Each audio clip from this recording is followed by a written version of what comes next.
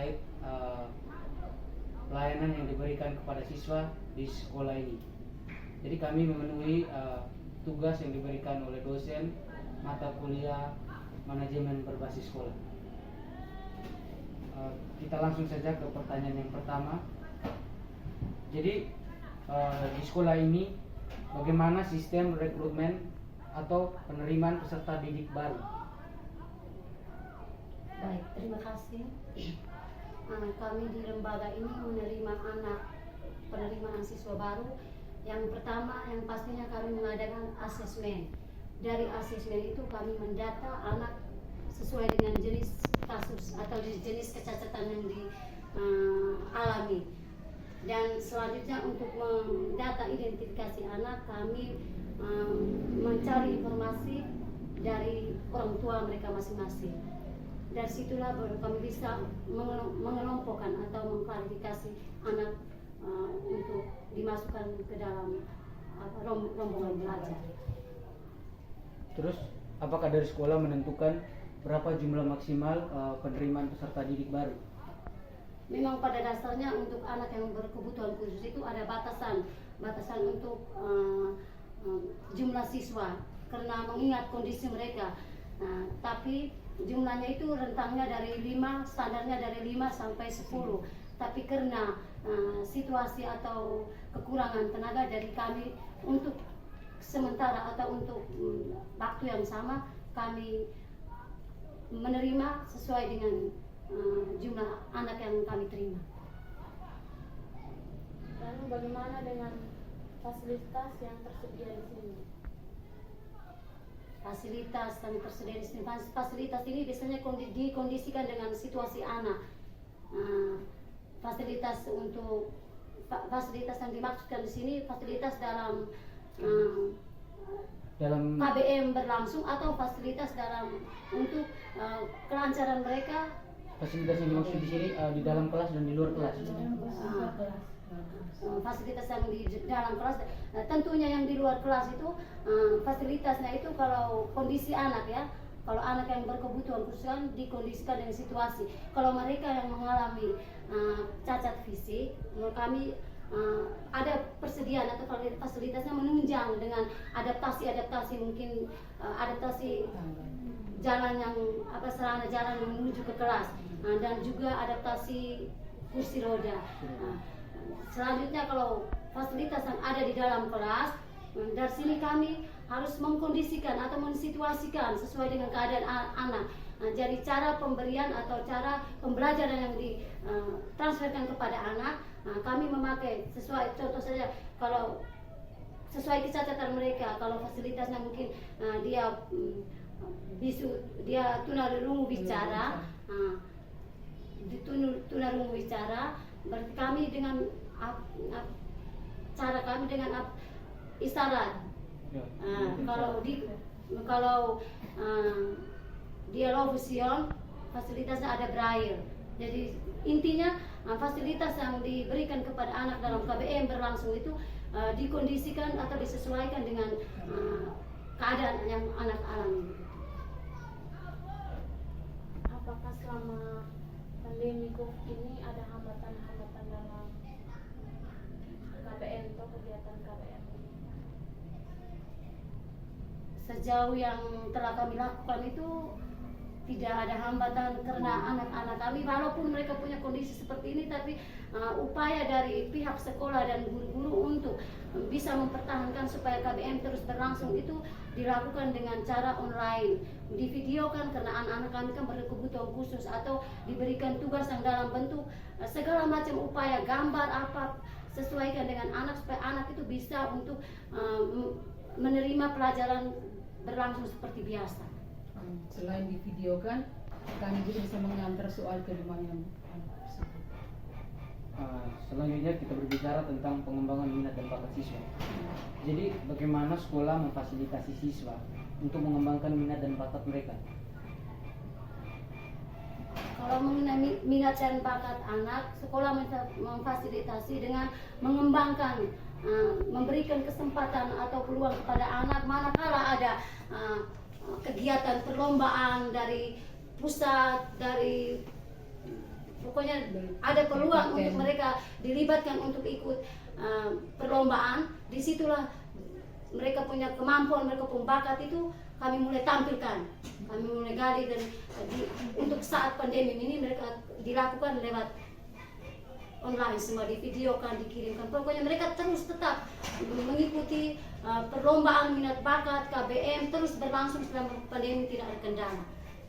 Apakah di sekolah ini ada ekstrakurikuler untuk Ekstrakurikuler. Ekstrakurikuler. Ada. Ekstrakurikuler itu berlanjut dari minat bakat. Kami kembangkan dari bakat minat yang ada. Ekstrakurikuler itu dari sini itu ada tata boga, ada tata busana ya, kecantikan di sini di makam yang kemaksud salon, dengan salon,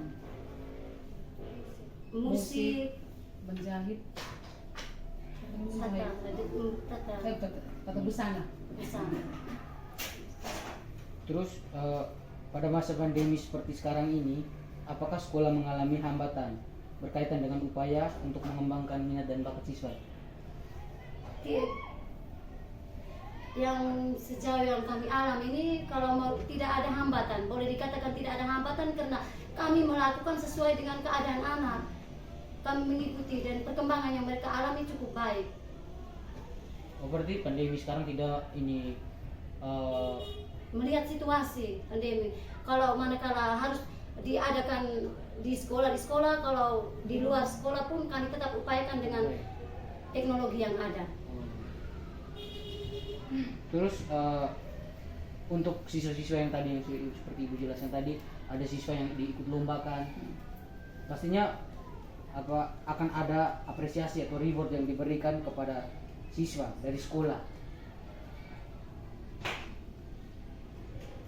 Apresiasi yang diberikan itu setelah mereka mengikuti perlombaan, mereka mendapatkan mereka juara atau itu mereka diberi hadiah atau pujian dalam bentuk piala dan juga secara finansial mereka dikasih. Dari sekolah untuk siswa. Dari sekolah untuk siswa. Kalau dari sekolah itu tabungan, karena mereka mendapatkan hadiah tadi dikasih finansial, tadi finansialnya itu dibuat dalam suatu tabungan. Dan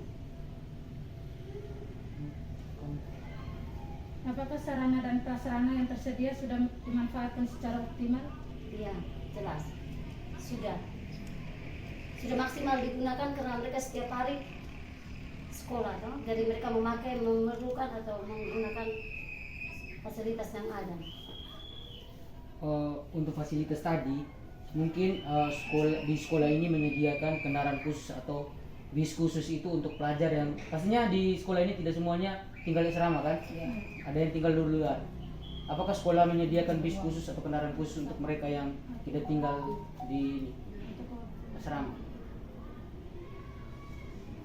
Kalau untuk ini memang banyak anak yang orang tuanya rumahnya jauh, mereka tinggal di asrama.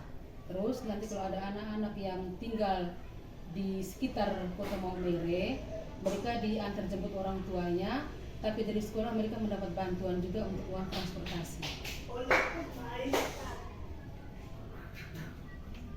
Apakah jumlah tenaga kerja sekolah sudah mencukupi kebutuhan sekolah? Jumlah tenaga kerja ada di sini. Sudah pas atau belum? Belum. Kalau menurut pengamatan kami yang kami alami sekarang itu belum, karena anak-anak ini butuh banyak, butuh pendampingan banyak, apalagi yang autis itu. Kalau boleh tahu berapa jumlah guru di sini, guru honornya berapa, PNS-nya berapa? Guru semua, tenaga pendidik dan kependidikan semua 25. Terdiri dari 5 tenaga kependidikan dan 20 tenaga pendidik. Dan dari sekian tenaga pendidik dan kependidikan itu hanya 1 yang PNS. Yang lain honor. Atau apakah mungkin di sekolah ini tersedia kayak bantuan atau beasiswa begitu untuk siswa?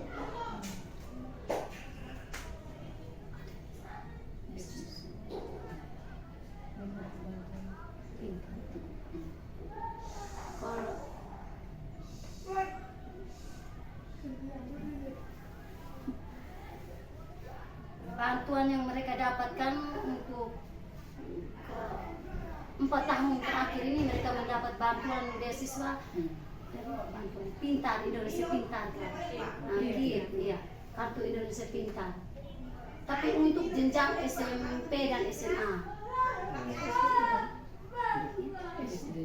SD untuk sampai dengan saat ini mungkin masih proses karena itu kan bergulir bertahap ya, dari pusat kita tidak, bukan kita yang membutuhkan dari sekolah bantuan.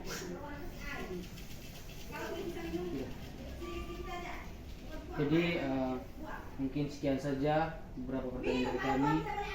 Kami mengucapkan terima kasih kepada Ibu sudah meluangkan waktu untuk membantu kami menyelesaikan tugas ini. Sekali lagi kami mengucapkan terima kasih. Selamat siang.